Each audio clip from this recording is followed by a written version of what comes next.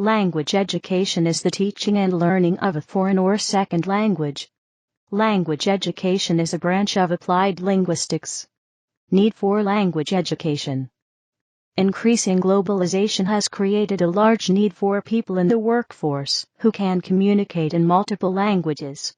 The uses of common languages are in areas such as trade, tourism, international relations, technology, media, and science.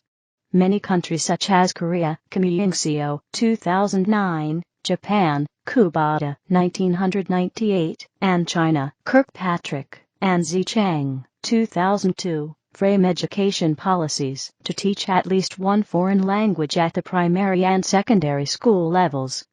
However, some countries such as India, Singapore, Malaysia, Pakistan, and the Philippines use a second official language in their governments. According to Gao, 2010, China has recently been putting enormous importance on foreign language learning, especially the English language. History of foreign language education. Ancient to medieval period. Although the need to learn foreign languages is almost as old as human history itself, the origins of modern language education are in the study and teaching of Latin, in the 17th century.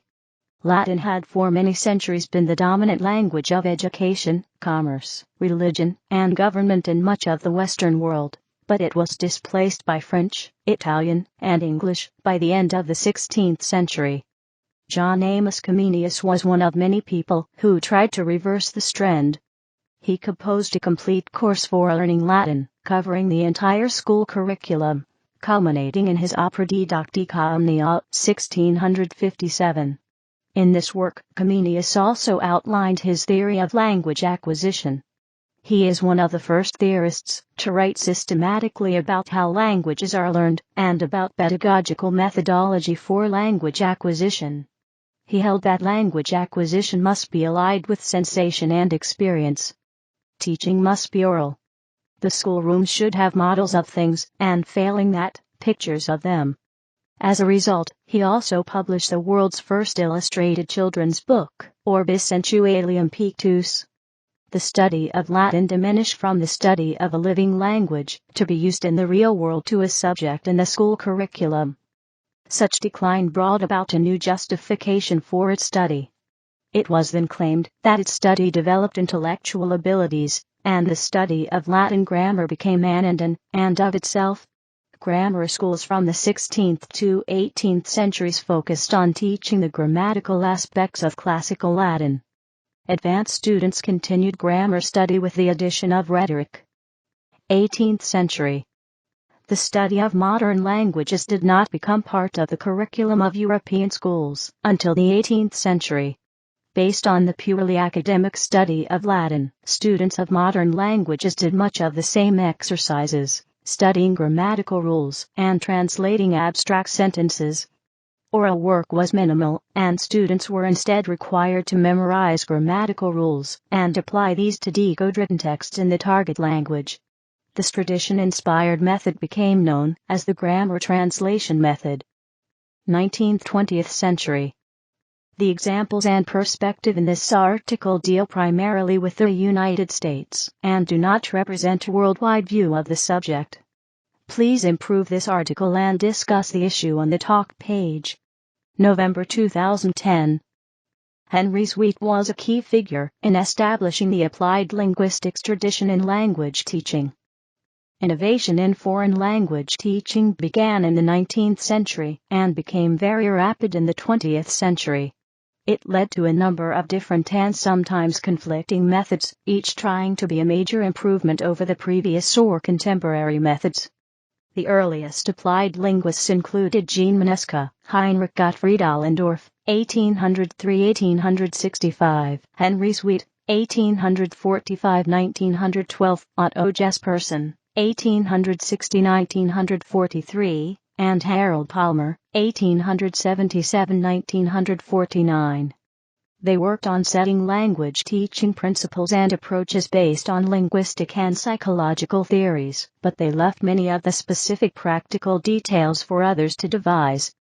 Those looking at the history of foreign language education in the 20th century and the methods of teaching such as those related below, might be tempted to think that it is a history of failure.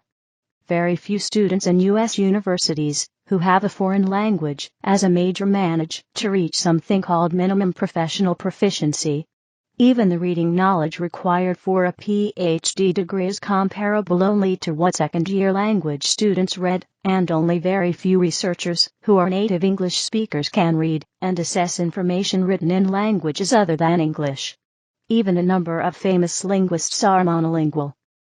However, anecdotal evidence for successful second or foreign language learning is easy to find, leading to a discrepancy between these cases and the failure of most language programs, which helps make the research of second language acquisition emotionally charged.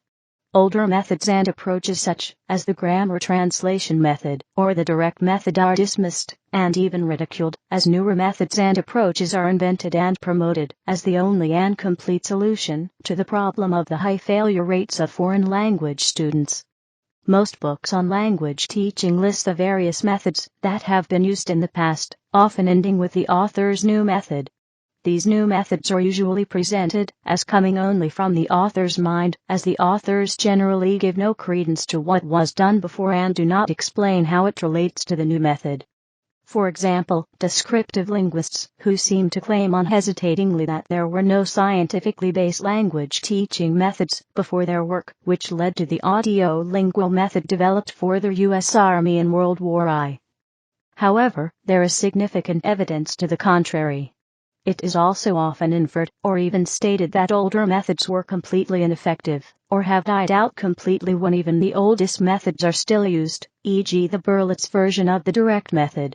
One reason for this situation is that proponents of new methods have been so sure that their ideas are so new and so correct that they could not conceive that the older ones have enough validity to cause controversy. This was in turn caused by emphasis on new scientific advances, which has tended to blind researchers to precedents in older work. Page 5.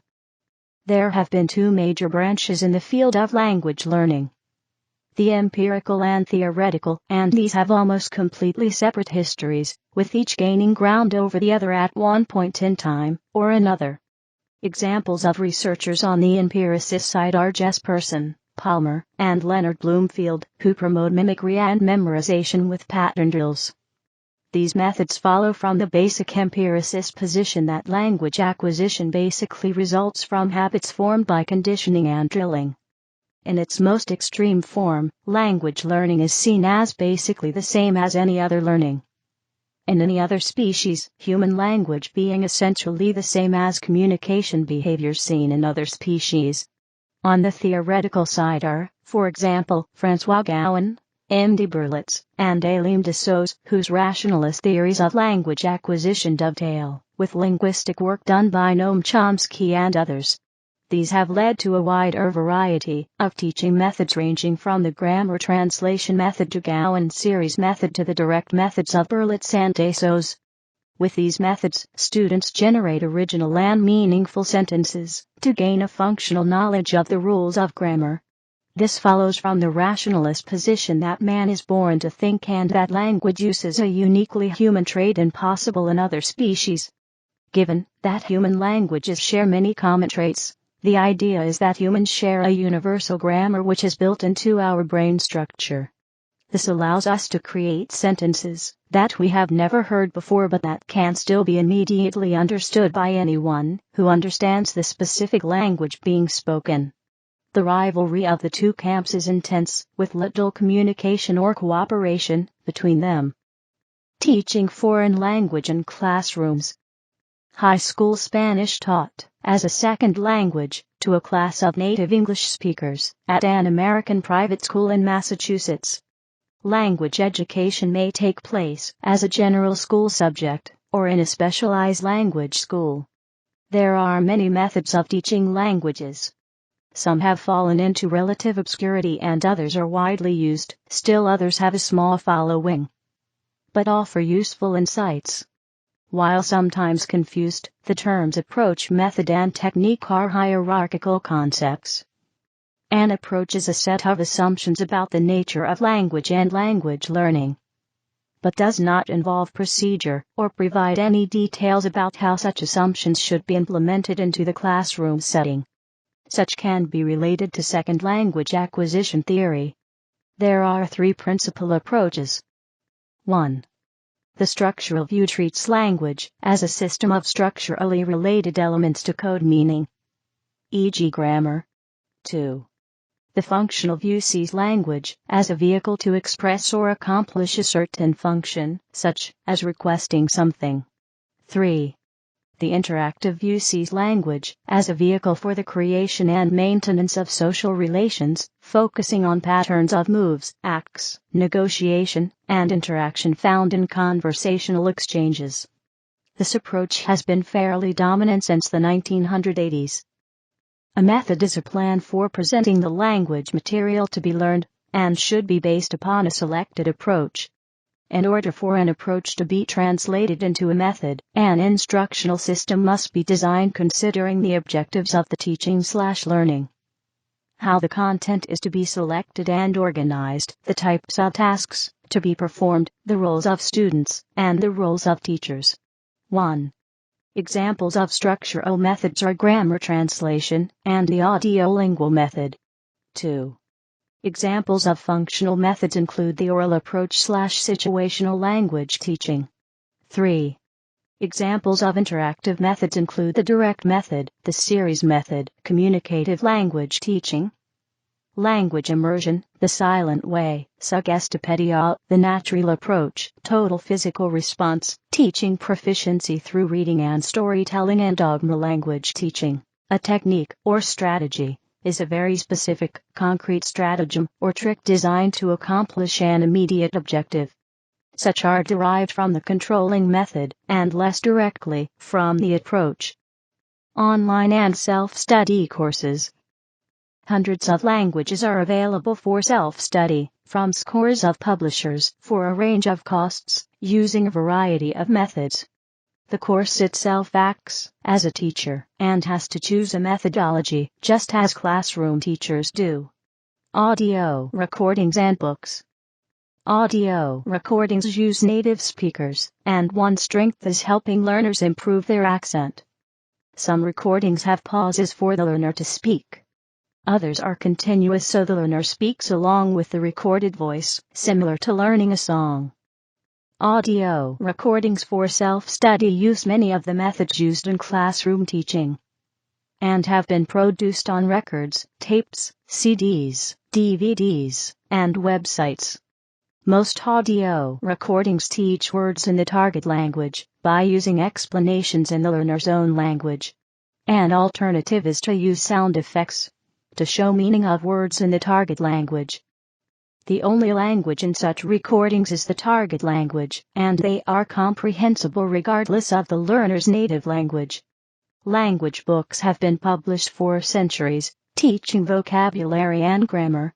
The simplest books are phrase books, to give useful short phrases for travelers, cooks, receptionists, or others who need specific vocabulary. More complete books include more vocabulary, grammar, exercises, translation, and writing practice. Also, various other language learning tools have been entering the market in recent years. There are as simple examples as vocabulary stickers, but also technologically complex augmented reality translation apps. Internet and software. Software can interact with learners in ways that books and audio cannot. 1. Some software records the learner, analyzes the pronunciation, and gives feedback. 2. Software can present additional exercises in areas where a particular learner has difficulty until the concepts are mastered. 3.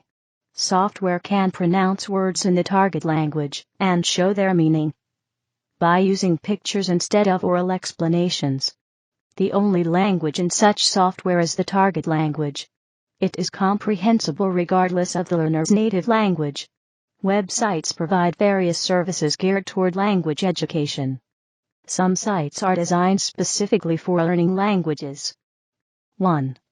Some software runs on the web itself, with the advantage of avoiding downloads and the disadvantage of requiring an internet connection.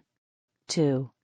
Some publishers use the web to distribute audio, texts, and software for use offline. 3. Some websites offer learning activities such as quizzes or puzzles to practice language concepts. 4. Language exchange sites connect users with complementary language skills, such as a native Spanish speaker who wants to learn English with a native English speaker who wants to learn Spanish. Language exchange websites essentially treat knowledge of a language as a commodity and provide a market-like environment for the commodity to be exchanged. Users typically contact each other via chat, VoIP, or email. Language exchanges have also been viewed as a helpful tool to aid language learning at language schools. Language exchanges tend to benefit oral proficiency, fluency, colloquial vocabulary acquisition, and vernacular usage, rather than formal grammar or writing skills.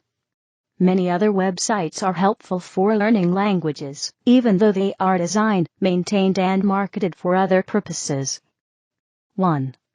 All countries have websites in their own languages, which learners elsewhere can use as primary material for study, news, fiction, videos, songs, etc. In a study conducted by the Center for Applied Linguistics, it was noted that the use of technology and media has begun to play a heavier role in facilitating language learning in the classroom. With the help of the internet, students are readily exposed to foreign media, music videos, television shows, films, and, as a result, teachers are taking heed of the internet's influence and are searching for ways to combine this exposure into their classroom teaching. 2. Translation sites let learners find the meaning of foreign text or create foreign translations of text from their native language. 3.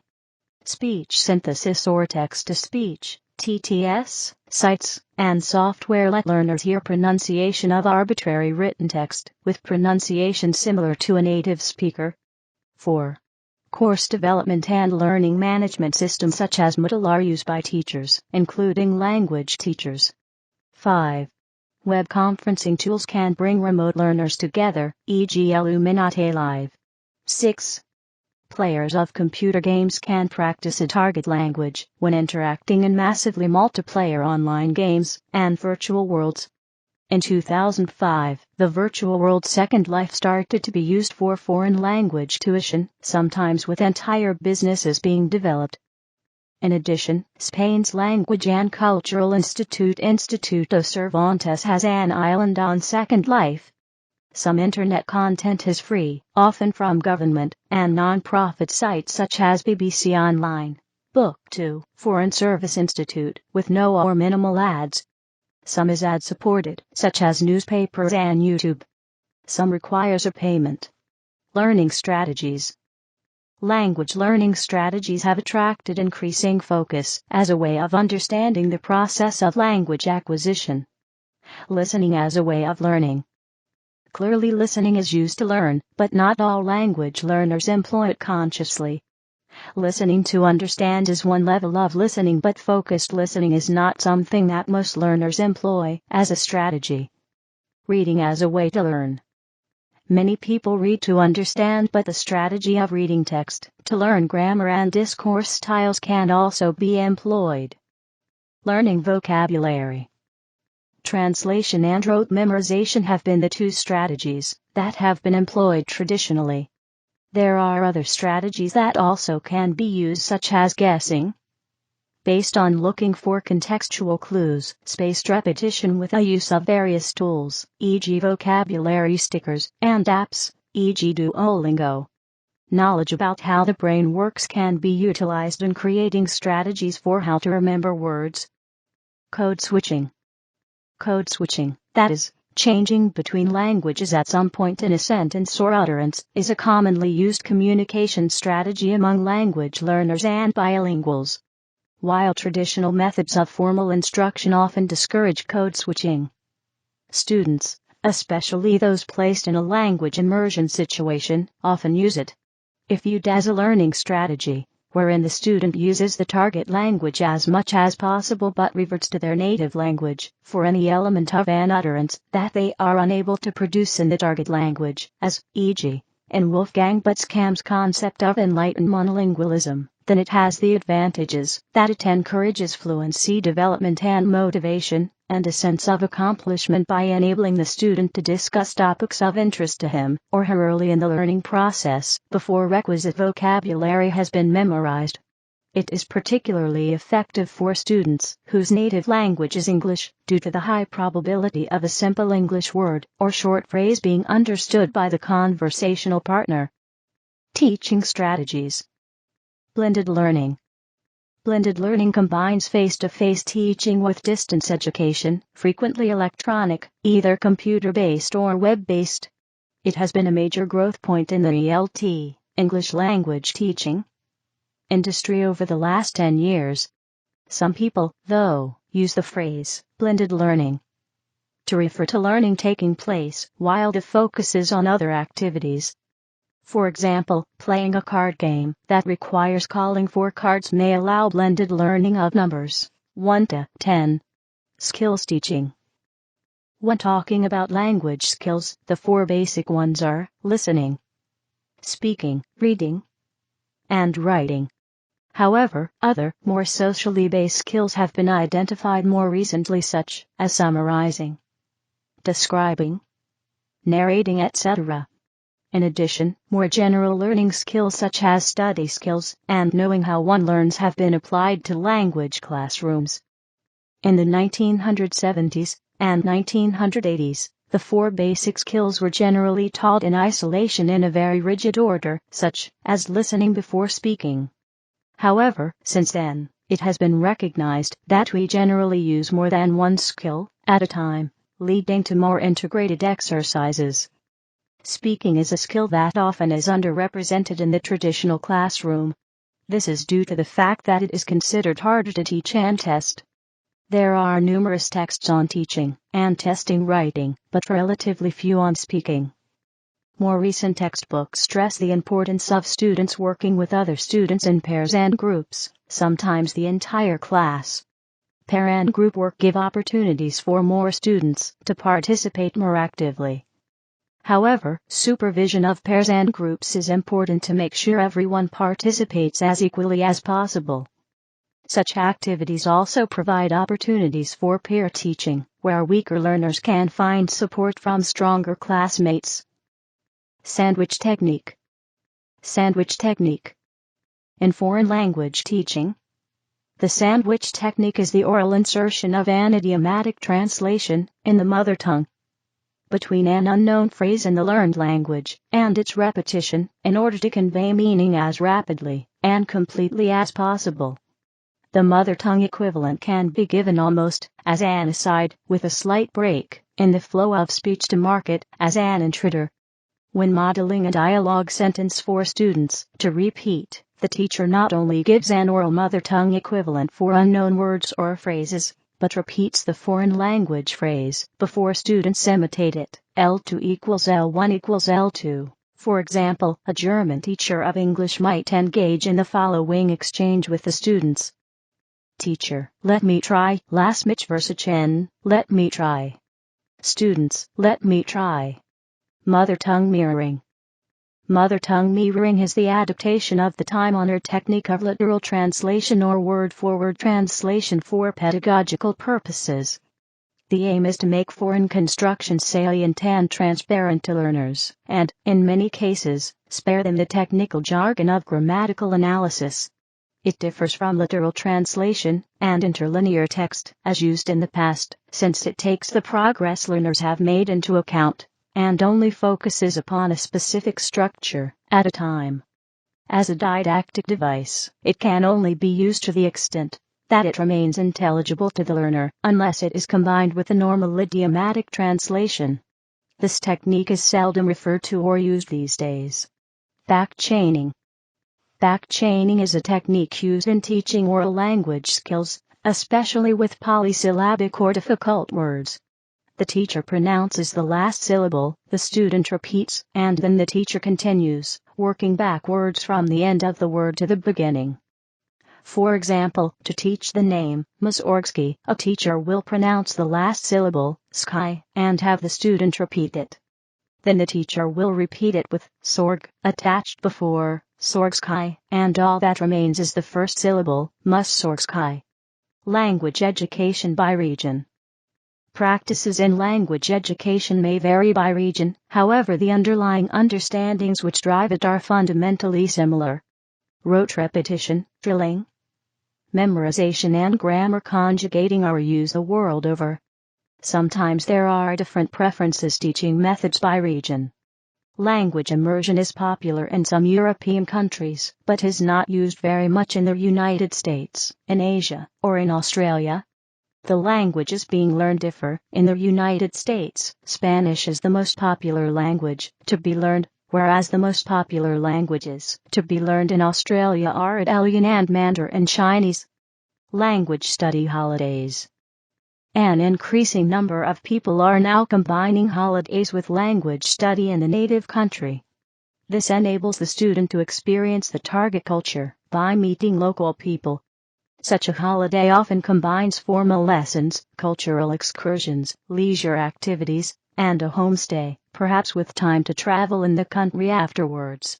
Language study holidays are popular across Europe, Malta and UK being the most popular because almost everyone speaks English as a first language, and Asia due to the ease of transportation and variety of nearby countries. These holidays have become increasingly more popular in Central and South America, in such countries as Guatemala, Ecuador, and Peru. As a consequence of this increasing popularity, several international language education agencies have flourished in recent years. With the increasing prevalence of international business transactions, it is now important to have multiple languages at one's disposal. This is also evident in businesses outsourcing their departments to Eastern Europe. Minority language education. Minority language education policy. The principal policy arguments in favor of promoting minority language education are the need for multilingual workforces, intellectual and cultural benefits, and greater inclusion in global information society. Access to education in a minority language is also seen as a human right, as granted by the European Convention on Human Rights and Fundamental Freedoms, the European Charter for Regional or Minority Languages, and the Human Rights Committee. Bilingual education has been implemented in many countries including the United States, in order to promote both the use and appreciation of the minority language, as well as the majority language concerned. Materials and e-learning for minority language education. Suitable resources for teaching and learning minority languages can be difficult to find and access, which has led to calls for the increased development of materials for minority language teaching. The Internet offers opportunities to access a wider range of texts, audios, and videos. Language Learning 2.0. The use of Web 2.0 tools for language education offers opportunities for material development for lesser taught languages and to bring together geographically dispersed teachers and learners. Acronyms and abbreviations.